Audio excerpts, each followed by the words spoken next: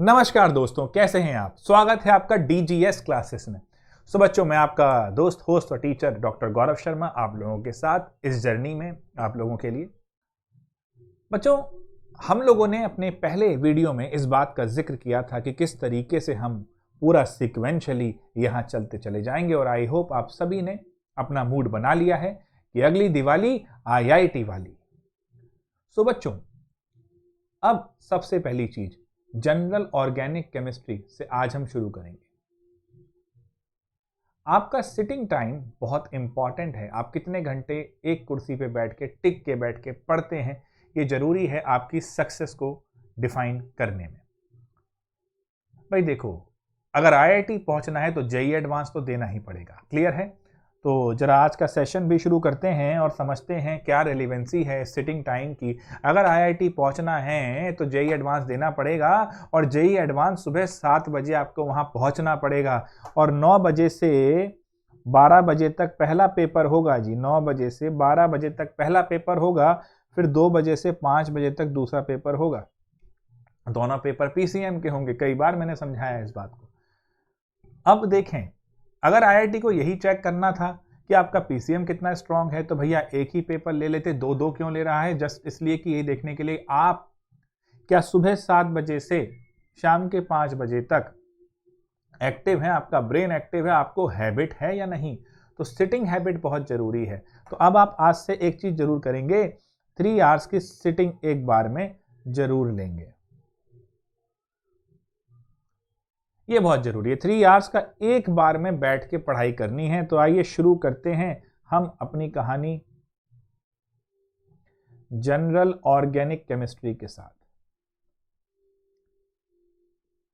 मेरे बच्चे, ये जनरल ऑर्गेनिक केमिस्ट्री क्या है हम सब जानते हैं। मैंने आपसे कहा था नॉमेनक्लेचर, आइसोमेरिज्म और रिएक्शन मैकेनिज्म को इस चैप्टर के अंदर मैं आपके साथ डिस्कस करने वाला हूं। नॉमेनक्लेचर हम ऑलरेडी एक सेशन ले चुके हैं जेईई के लिए, आप वो इस चैनल पे देख सकते हैं। उसके बाद कुछ चीजों में नॉमेनक्लेचर और लिंक करूंगा, फिर से समझाऊंगा, यहां पर कोई बात नहीं। लेकिन आज मैं शुरू करना चाहता हूं आइसोमेरिज्म से, क्योंकि व्हाट आई हैव प्लान की जो संडे वाला वीडियो आपका हम लाना चाह रहे हैं, यानी आज देखिए ये आइसोमेरिज्म चलेगा और संडे को एक वीडियो, कल भी वीडियो आएगा आइसोमेरिज्म के ऊपर, कल भी बताया जाएगा। संडे को कुछ क्वेश्चंस के बारे में हम बात करेंगे आइसोमेरिज्म के। तो आज और कल के वीडियोस को बड़े ध्यान से देखना। आज कोई ज़्यादा डिफिकल्ट वीडियो नहीं है आइसोमेरिज्म का, लेकिन बहुत इंपॉर्टेंट बातें वहां भी समझाएगा। आइसोमेरिज्म होता क्या है मेरे भाई? वो सारे कंपाउंड जिनका केमिकल फॉर्मूला सेम है बट स्ट्रक्चर डिफरेंट है। Chemical formula same, structurally different are known as isomers and the phenomena is known as isomerism. बचपन से रटते चले आ रहे हैं कि भैया अगर हम बात करते हैं आइसोमेरिज्म की तो ये हो जाएगा same chemical formula but different structure. अब सुनते चले जाना भैया, डिफरेंट स्ट्रक्चर की बात हम कर रहे हैं, इसका बड़ा सीधा सा मतलब है क्या? अब स्ट्रक्चर 2D में भी डिफरेंट हो सकता है, 2 डायमेंशनली डिफरेंट हो सकता है और 3 डायमेंशनली भी डिफरेंट हो सकता है। अब इसको हम क्या कहते हैं तो जरा देखिएगा। आइसोमेरिज्म को हम 2 डिफरेंट पार्ट में ले जाएंगे, एक 2D आइसोमेरिज्म और एक 3D आइसोमेरिज्म। 2D को बोला जाएगा स्ट्रक्चरल आइसोमेरिज्म और 3D को बोला जाएगा स्टीरियो आइसोमेरिज्म। इसके साथ एक चीज ध्यान रखिएगा कि बात की जाती है कन्फर्मेशनल आइसोमेरिज्म की भी। अब उनमें और इनमें क्या फर्क है? कन्फिगरेशनल आइसोमेरिज्म और कन्फर्मेशनल आइसोमेरिज्म में क्या बेसिक फर्क है? बड़ा सिंपल सा फर्क है दोस्तों। मान लीजिए हमने एक इंसान आया हमारे पास, लेट से आशीष, हमने उसका हाथ काटा, यहां से काट के पीछे चिपका दिया। अब भाई पहला स्ट्रक्चर आशीष का और दूसरा स्ट्रक्चर आशीष का, ये तो आइसोमर है, यानी इसमें बॉन्ड रप्चरिंग हुई है और बॉन्ड नई जगह जाके लगा भी है।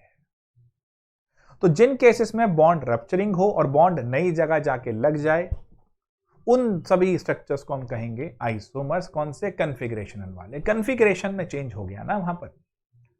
अब मान लीजिए आप एक बस में चढ़े हैं, बस में भीड़ बहुत है, भयंकर भीड़ है भाई बस में, लेकिन अचानक से एक बहुत हैवी वेट आदमी बस में चढ़ता है और आपकी तरफ बढ़ता है।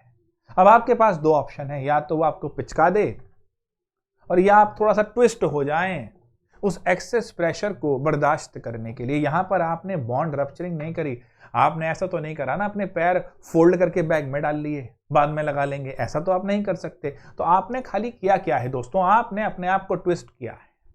बॉन्ड रप्चरिंग नहीं हुई, नई जगह जाके नहीं लगा, ट्विस्ट हुआ। इस चीज को आप बोल देंगे फिर कन्फर्मेशन के अंदर चेंज आ रहा है to avoid the excess pressure. याद है वो स्टैगर्ड और एक्लिप्स की कहानी, एक्लिप्स के अंदर प्रेशर बहुत है जी, घुमा रहा है अपने आप को और स्टैगर्ड पोजीशन पे आ रहा है। उन सब बातों को यहां देखेंगे। पहले अभी देखते हैं स्ट्रक्चरल आइसोमेरिज्म जो 2D है और स्टीरियो जो हम देखते हैं से बोलेंगे 3D के अंदर कहानी घूम रही है। तो स्ट्रक्चरल में आप देखेंगे सबसे पहले चेन आइसोमर। मेरे बच्चे इसी को न्यूक्लियर आइसोमेरिज्म भी कहे देते हैं। उसके बाद आ जाएगा आपका पोजिशनल आइसोमेरिज्म। पोजिशनल के बाद क्या होगा जरा यहां भी देखिएगा, कहानी बड़ी मजेदार होती है कि पोजिशनल के बाद क्या कहानी है देखें, functional. And after this functional बहुत ही सिंपल तरीके से देखेंगे मेटामेरिज्म, और मेटामेरिज्म के बाद आप देखेंगे बच्चों टाउटोमेरिज्म।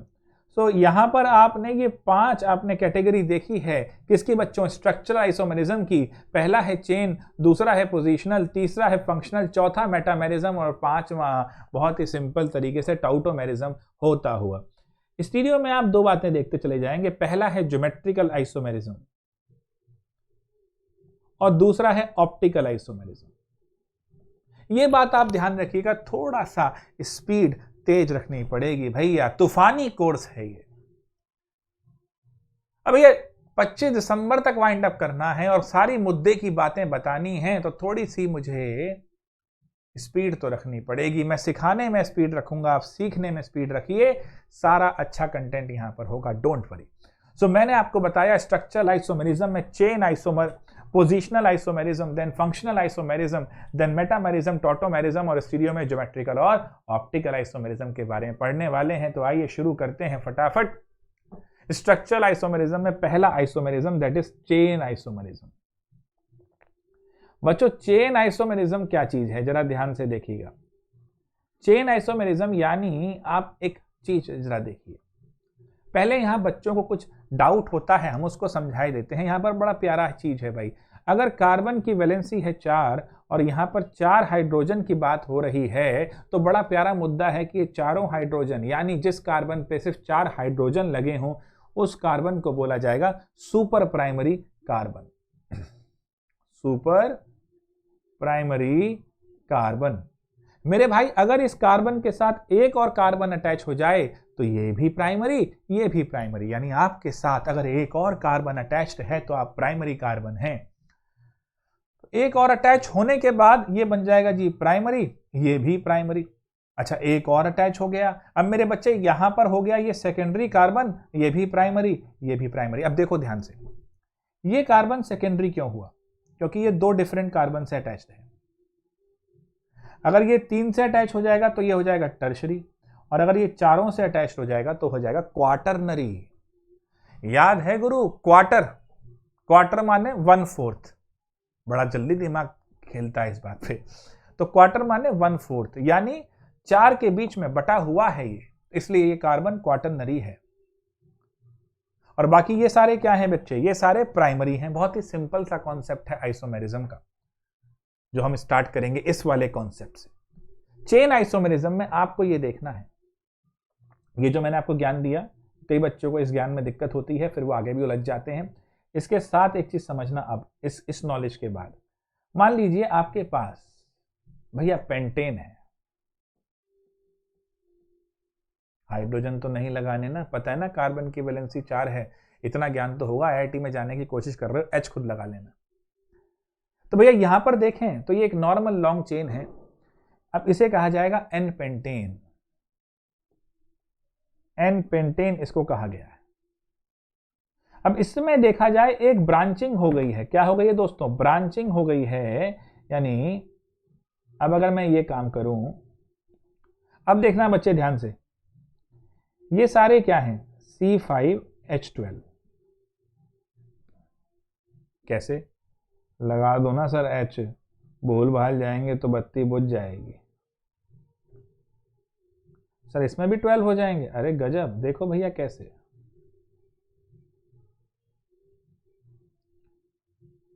हो रहे हैं भैया 12। इसका नाम एन पेंटेन लिखा था हमने, पेंटेन लिखा जाएगा इसको, इसका क्या लिखा जाएगा? 2 मिथाइल ब्यूटेन।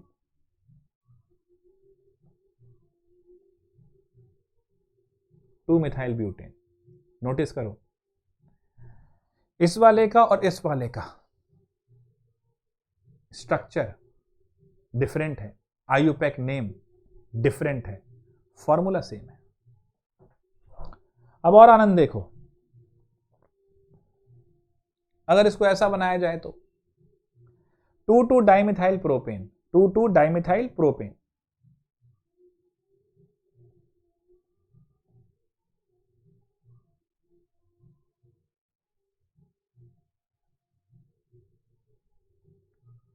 अब भैया ये भी अगर देखूं तो मिला जुला के इसी बात पे आ गया, फॉर्मूला वही हो गया, इसी चीज की बात हो गई।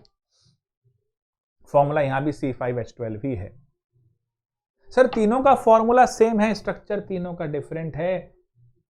स्ट्रक्चर में भी अगर ध्यान से देखो तो ढांचा डिफरेंट है, ढांचा स्केलेटल डिफरेंट है, चेन डिफरेंट है, इसलिए ये तीनों क्या कहे जाएंगे? Chain isomer. क्या कहे जाएंगे दोस्तों? Chain isomers. यानी ये और ये आपस में चेन आइसोमर है। ये जो पहली ब्रांचिंग हुई है ना दोस्तों, तो इसे कहा जाएगा आइसोपेंटेन और इसे कहा जाएगा नियोपेंटेन, कॉमन नेम के हिसाब से।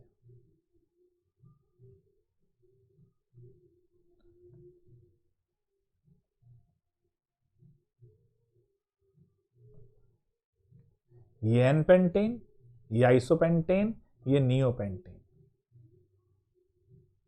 आईयूपैक नेम डिफरेंट है। ये तीन नाम इसलिए दिए हैं, ये आपको समझ में आ जाए कि भैया ये चेन आइसोमर्स हैं, आपस में इंटर रिलेटेड हैं, इसलिए मैंने ये नाम आपको दिया है। मजा आया? चेन में फर्क है। अच्छा, ये बात हमें एक और चीज सिखाती है। मान लो दोस्तों, ये हमें क्या सिखा रही है, ध्यान से सुनना। हम कई बार सोचते हैं कि चलो यार, हम मेहनत नहीं भी कर रहे तो कोई बात नहीं, हम जहां हैं, जिस पोजीशन में हैं, उस पोजीशन में तो हम बने ही रहेंगे, दाल रोटी तो चलती ही रहेगी। सुना होगा एक कॉमन डायलॉग। यहां पर हमें कुछ और सिखाता है। जब कोई इंसान ऊपर बढ़ता है मेहनत करके, तो भैया इक्विलिब्रियम तो मेंटेन है, एनर्जी तो कंजर्व है, तो कोई ना कोई तो नीचे आएगा। ये चीज ध्यान रखिए। किसी और की सफलता की कीमत कई बार हमें चुकानी पड़ जाएगी अगर हम मेहनत नहीं कर रहे हैं तो। कहने का मतलब क्या है, यहां पर देखो, ध्यान से देखना, कलर चेंज करते हैं, समझाते हैं। ये प्राइमरी कार्बन था, ये सेकेंडरी कार्बन था, ये भी सेकेंडरी था, ये भी सेकेंडरी था, और ये प्राइमरी था। पांचों कार्बन मजे से बैठे हैं, 2 इसमें प्राइमरी हैं, 3 इसमें सेकेंडरी हैं, माहौल अच्छा बना हुआ है। सेकेंडरी वाले कहते हैं हमें क्या, आनंद में जिएंगे, दाल रोटी तो चल रही है, उसमें से एक ने ठानी नहीं भैया, हम ऊंचाइयों को छुएंगे। अब देखना क्या हुआ, ये प्राइमरी, ये अब टर्शरी, ये अब सेकेंडरी, ये अब प्राइमरी, ये अब प्राइमरी। यहां 3 सेकेंडरी थे, उसमें से एक क्या बन गया, टर्शरी। तो 3 सेकेंडरी में से फिर एक क्या हो गया, प्राइमरी। एक ने ऊंचाइयों को छुआ तो दूसरा नीचे आया। ऐसा नहीं है कि वो अपनी जगह मेंटेन रहा। तो अगर आप मेहनत नहीं कर रहे हैं और कोई आपके साथ वाला मेहनत कर रहा है, आपसे आगे जा रहा है, तो यकीन मान लो आप पीछा होना शुरू हो जाएंगे। और देखो फिर यहां देखो, स्टार्टिंग 3 सेकेंडरी से हुई थी, उनमें से एक टर्शरी हुआ था, दूसरा फिर सेकेंडरी से प्राइमरी हो गया था। फिर उसने ठाना कि नहीं, मैं तो क्वार्टरनरी हो जाऊंगा, तो बाकी सबको वो प्राइमरी कर गया। ये सिखा रहे हैं हमें। फील आनी जरूरी है भाई केमिस्ट्री में, ऐसे ही नहीं है चीजें।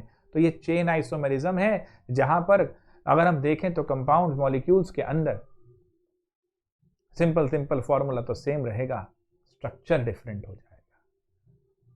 चलिए अगला देखते हैं पोजिशनल आइसोमेरिज्म। पेन चेंज करना अत्यंत आवश्यक। पोजिशनल आइसोमेरिज्म मेरे बच्चे, पोजिशनल आइसोमेरिज्म क्या है, जरा ध्यान से, नाम में ही है ना पोजीशन, यानी पोजीशन में कोई ना कोई बदलाव तो आ रहा होगा। ये देखते हैं भाई साहब,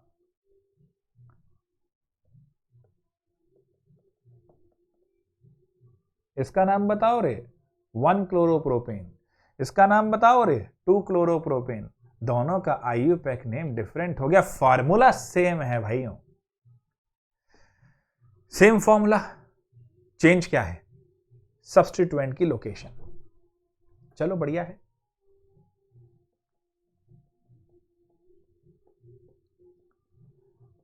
यहां क्या है जी, OH क्या है बच्चों, फंक्शनल ग्रुप।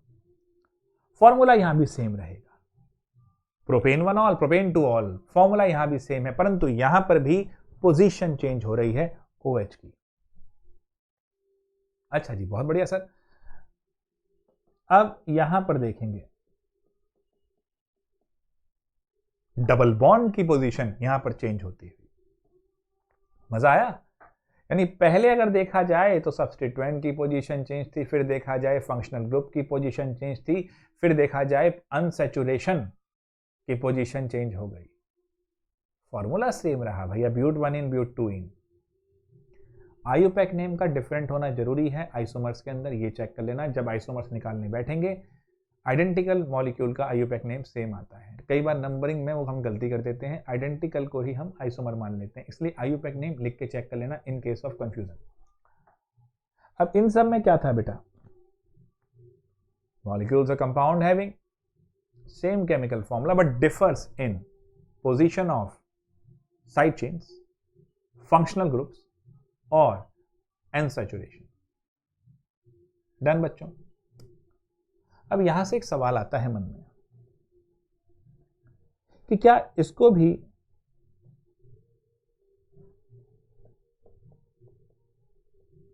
पोजिशनल आइसोमेरिज्म में ले सकते हैं?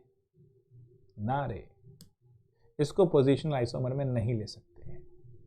क्यों नहीं ले सकते? ध्यान से सुनना। फंक्शनल ग्रुप अपनी पोजीशन तो चेंज करे, मान लिया, लेकिन अपनी आइडेंटिटी लूज ना करे। इस केस में OH अपनी पोजीशन तो चेंज कर रहा है, बट क्या ये अपनी आइडेंटिटी लूज कर रहा है? ये अल्कोहल है तो अल्कोहल ही रहेगा, ये अपनी आइडेंटिटी लूज नहीं कर रहा है, तो ये पोजिशनल आइसोमेरिज्म में काउंट हो जाएगा। परंतु इस केस की अगर बात करें तो मेरे बच्चे, ये यहां पर एल्डिहाइड है और ये यहां पर कीटोन है, हो गई आइडेंटिटी चेंज। फॉर्मूला सेम है, आइडेंटिटी चेंज हो गई। इसे पोजिशनल नहीं कह सकते, ना ना ना, बट यस फंक्शनल आइसोमेरिज्म कह देंगे। ये हो जाएंगे functional isomers. So compound having same chemical formula but different functional groups are known as functional isomers। चलिए, बहुत अच्छी बात है। अब इनका और क्या हो सकता है जी? अब इनके लिए अगर देखा जाए, इनॉल। कैसे इनॉल? प्रोप 2 इन 1 ऑल, तो ये हो गए इनॉल्स। तो ये भी आपस में क्या हो गए? Functional isomers. आपके लिए सवाल कमेंट बॉक्स में डालिएगा। Total number of functional isomers of butanoic acid, ये आपको कमेंट बॉक्स में डालना है। कितने हैं बताने हैं गिन के। इसके बाद बच्चों सवाल आता है इसके अंदर कि भैया अभी तक हमने देख लिया चेन देखा, पोजीशन देखा, फंक्शनल देखा। फंक्शनल में फंक्शनल ग्रुप चेंज होना अत्यंत अनिवार्य है, बहुत जरूरी है। इसके बाद अब हम देखते हैं मेटामेरिज्म।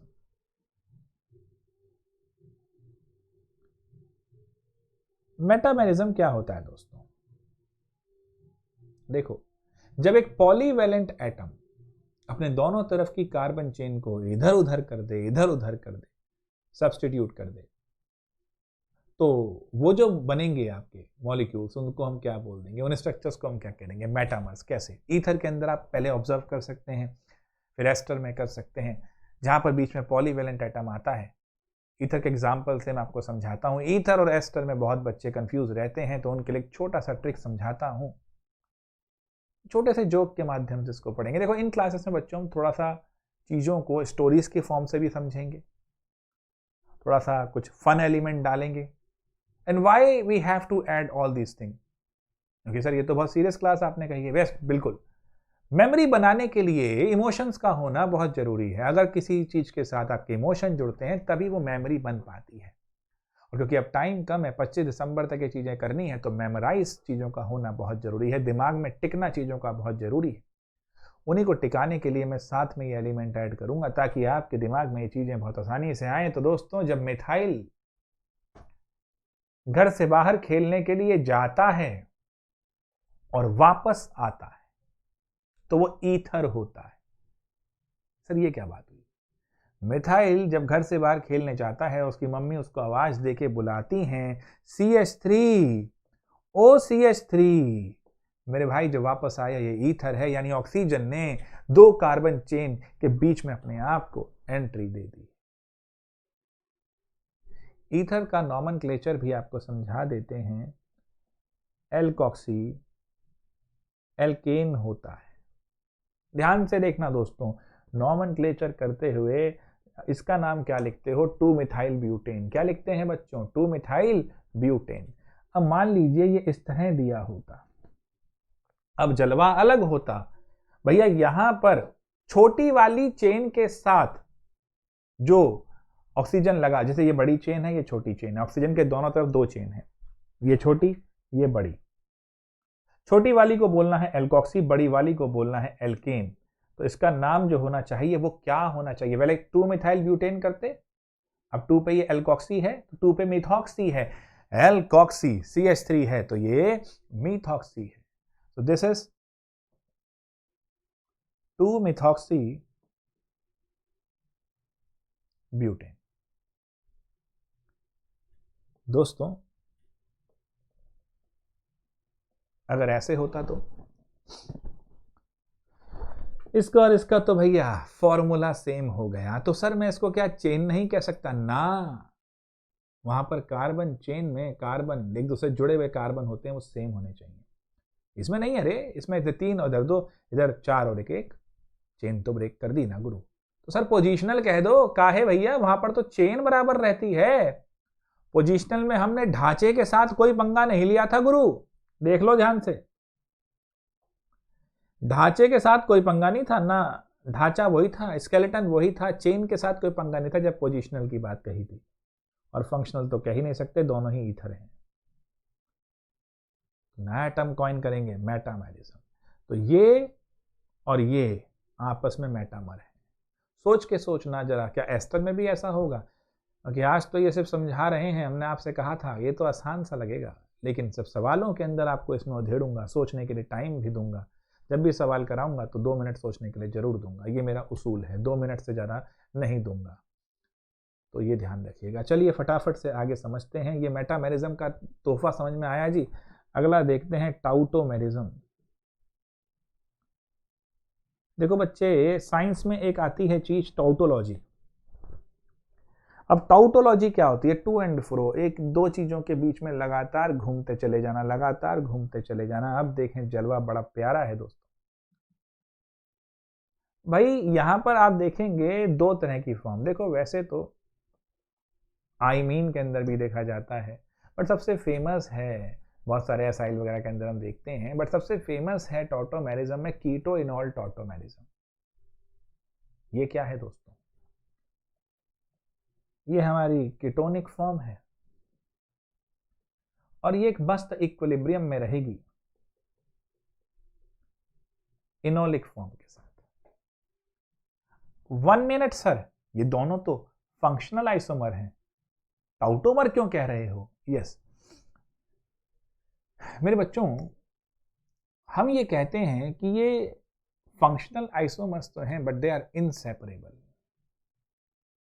एक बॉटल के अंदर एसीटोन रखा है, एग्जैक्ट स्ट्रक्चर एसीटोन में ही रहेगा ये हम नहीं कह सकते हैं। ऑब्जर्वेशन पे चल रही है सारी कहानी, तो उसमें से कुछ इनॉलिक भी हो सकता है। कौन सा स्ट्रक्चर वो अख्तियार करेगा, कौन सा स्ट्रक्चर वो एक्वायर करेगा, कौन सा स्ट्रक्चर में हमेशा टिका रहेगा, जिसमें वो ज़्यादा स्टेबल होगा। ध्यान से देखना, यहाँ पर अगर देखा जाए तो यहाँ वाला जो H था एक तरह से मूव करके वो 1 2 तीसरी पोजीशन पे आ गया, तो कई बार इसको ट्रायड टॉटोमेरिज्म भी कहा जाता है। अब डायड क्या होता है ये जानने के लिए कमेंट बॉक्स में डालिए, तब बताएंगे। ऐसे नहीं, लगना चाहिए कि आप बच्चों कुछ देख के सीख भी रहे हो। कमिटमेंट आपकी तरफ से भी होना चाहिए, अकेले मेरी तरफ से होगा तो क्या मजा है। शेयर करो ताकि और बच्चे भी देखें कि हम जो बता रहे हैं, जो सीक्वेंस में ला रहे हैं प्रॉपर कंटेंट के साथ, तो आपको उसका फायदा मिलना चाहिए। तो अब बच्चे यहाँ पर हम अगर देखें तो ये कीटो फॉर्म है और ये इनोलिक फॉर्म है। अब एक चीज समझना, कौन सी फॉर्म टिकी रहेगी जो स्टेबल होगी? जनरली कीटो फॉर्म हमारी स्टेबल रहती है। ऐसा क्यों सर? अरे डबल बॉन्ड है भैया, इधर कार्बन कार्बन के बीच में OH भी है, इनकी रिएक्टिविटी थोड़ी सी आपकी देखा जाए तो उम्दा रहेगी। काहे उम्दा रहेगी? टिके रहो, ऑर्गेनिक के अंदर समझाएंगे अभी इसको। कीटो फॉर्म जनरली स्टेबल रहती है, परंतु कुछ जगहों पर इनोलिक फॉर्म की परसेंटेज भयंकर तरीके से बढ़ जाती है। फॉर एन एग्जाम्पल, हमारे पास ये वाला कीटोन था जी, इसका नाम कमेंट बॉक्स में डालिए। अब इसकी इनोलिक फॉर्म बनी,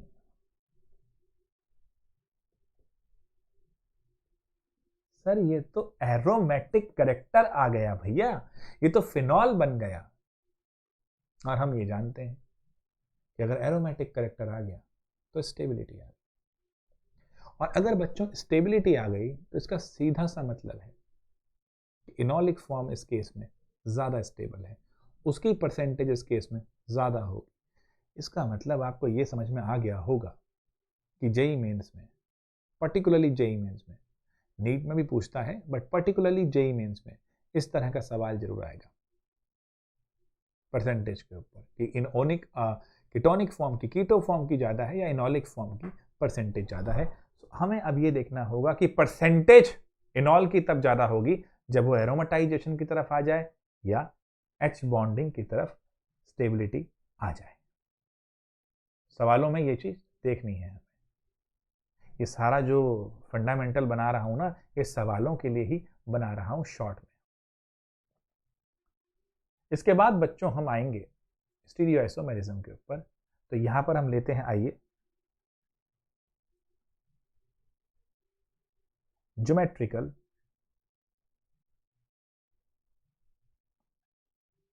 आइसोमेरिज्म। तो बच्चे ज्योमेट्रिकल आइसोमेरिज्म क्या होता है जरा देखिएगा। सबसे पहली बात तो इसके लिए दो शार्प, मतलब ऐसा होना चाहिए कि प्लेन दो शार्प एरियाज में डिवाइड कर रहा हो ताकि आप चीजें देख सको आराम से कंपेयर करने के लिए। जैसे कि अगर हम एल्कीन की बात करते हैं तो यहां पर एक तरह से ये मान के चलिए कि एक ऐसा सा प्लेन है बाबू। सर ये तो साइक्लो एल्केन्स में भी हो सकता है। तो एल्कीन और साइक्लो एल्केन आपस में आइसोमरी तो हैं बेटा, रिंग चेन आइसोमर्स। DBE क्या होता है, आएंगे उस पर भी, double bond equivalent. Yes right. अगर ये चीजें पता हैं तो इसका मतलब कुछ तैयारी है, और अगर नहीं तो डोंट वरी, बैठे कराएंगे। तभी ये जिम्मेदारी, ये बीड़ा उठाया है यूट्यूब पे आके आप सब लोगों के साथ समझाने के लिए। बच्चों यहाँ देखिए, अगर यहाँ पर A A B B ऐसे लगा हुआ है बायोलॉजी में हमने देखे थे कुछ इस तरह से क्रोमोसोम आपस में जुड़े रहते हैं, कुछ कॉम्बिनेशन ऐसे जुड़ी रहती है, सिस्टर ने कहा जाता है। इस तरह के स्ट्रक्चर को जहाँ पर एक प्लेन में दोनों सेम लगे हों, तो इस तरह के स्ट्रक्चर को आप कह देंगे सिस। और अब अगर ये फ्लिप कर जाए, ये इधर और ये इधर आ जाए, सर ये तो हमें पता है, ये तो हम बादशाह हैं इसके, तो अरे हमें पता है भैया बादशाह हैं आप इस चीज के। यहाँ देखिए अब ये इस तरह से डायगनली अब देखें तो सेम आ रहा है, ट्रांसवर्स पे सेम आ रहा है, तो ये ट्रांस है। अब पहली बात, ज्योमेट्रिकल आइसोमेरिज्म कौन शो नहीं करता, इस पे सवाल आएगा।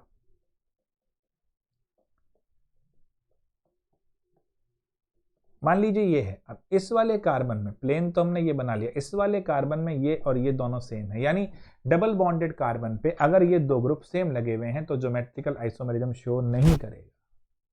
सवाल बन गया जी। अब वो कह देगा जी पेंट वन इन में करेगा,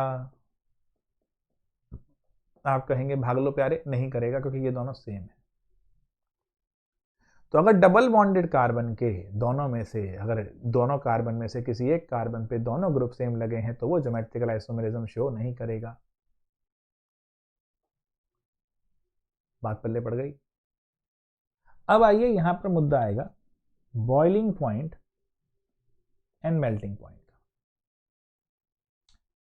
मैं बच्चे ट्रांस के अंदर देखो, बॉइलिंग पॉइंट का मतलब है, बॉइलिंग पॉइंट अगर ज्यादा देखना है तो आपको देखनी पड़ेगी क्या इसके अंदर पोलैरिटी है, और दूसरी बात क्या ये वाटर से एच बॉन्डिंग कर सकता है। तो यहां तो पहले पोलैरिटी देख लेते हैं भैया, पोलैरिटी किस में है। अब ट्रांस वाले के अंदर मैं अगर ध्यान से समझूं तो ये कैंसिल आउट सा कर रहा है भैया डाइपोल मूवमेंट्स को। तो ट्रांस वाले के अंदर नेट पोलैरिटी हमारी थोड़ी हिली भी सी हो गई, नेट नियर अबाउट कम हो गई ना बहुत भाई, दोनों कैंसिल आउट नहीं कर रहे हैं यहां पर। सिस में लेकिन ऐसा नहीं हो रहा, सिस में देखिए कैंसिल आउट नहीं हो रहा। तो सिस वाले के अंदर पोलैरिटी है, तो सिस आइसोमर का बॉइलिंग पॉइंट ट्रांस वाले के बॉइलिंग पॉइंट से बेटर है। लेकिन ट्रांस वाले का इस तरह देखिए, इसका अल्टरनेट फिट है, अल्टरनेट चार्ज है। मान लो ये CH3 ये FF है, तो F के मुकाबले ये प्लस, इधर प्लस तो प्लस माइनस, और इस तरह का फिट है तो लेटिस फिट अच्छा होता है। और अगर लेटिस फिट अच्छा है तो मेल्टिंग पॉइंट बढ़िया होता है मेरे दोस्त। तो ट्रांस का मेल्टिंग पॉइंट बढ़िया होगा सिस से। बन गया जी सवाल। बॉइलिंग पॉइंट से आइसोमर का अच्छा होगा, मेल्टिंग पॉइंट ट्रांस का अच्छा होगा। अच्छा जी नमस्कार, ये समझ में आ गई बात। अब यहां से आगे बढ़ते हैं, इतना तो हमें पल्ले पड़ गई बात, और यहां से मूव करेंगे ऑप्टिकल आइसोमेरिज्म की तरफ। दोस्तों मजेदार टॉपिक आज, लेकिन ज्योमेट्रिकल आइसोमेरिज्म तक ही करके देखो। शुरुआत हो चुकी है, देखो कितना टाइम निकाल सकते हो। 3 आवर्स की सिटिंग कर सकते हो क्या पुराने जेई मेंस के क्वेश्चन कर सकते हो, क्या पुराने नीट के क्वेश्चन अटेम्प्ट कर सकते हो टिल ज्योमेट्रिकल आइसोमेरिज्म। ENZ देखो वैसे तो हटा दिया गया है, फिर भी समझाऊंगा अगर आप कमेंट बॉक्स में डालेंगे तो, कि सर EZ भी समझा दो। थोड़ा सा बच्चों आप भी अपनी तरफ से कुछ कमेंट करो कि हाँ सर ये बता दो, जैसे मैंने आपसे क्वेश्चन पूछा है आपसे, ये आप बताइए, ताकि लगे यार कि मैं जो एफर्ट कर रहा हूँ उसका तो फ़ायदा भी हो रहा है, कोई बच्चे देख भी रहे हैं उन लोगों को उसका फ़ायदा भी हो रहा है। तो आपको ये वीडियो अच्छा लगा हो तो शेयर करो अपने दोस्तों के साथ, और कल ऑप्टिकल आइसोमेरिज्म के बारे में बात करेंगे। और आपने कमेंट बॉक्स में डाल दिया तो मेरे भाई EZ भी पढ़ाएंगे, और फिर ऑप्टिकल आइसोमेरिज्म, और फिर क्वेश्चंस संडे तक इसको समाप्त करते हुए इलेक्ट्रॉनिक इफेक्ट की शुरुआत भी करनी है इसी हफ्ते में, क्योंकि GOC चल रहा है, फिर इलेक्ट्रॉनिक इफेक्ट्स के बाद हम रिएक्शन मैकेनिज्म पे तूफानी तरीके से आ जाएंगे। सो आई होप जो मैंने बताया है वो क्लियर है सभी को, और मिलते हैं फिर आपसे कल रात को 9 बजे। तब तक के लिए नमस्कार दोस्तों, सब्सक्राइब कर लें हमारा चैनल, शेयर कर लीजिए। मिलते हैं कल 9 बजे।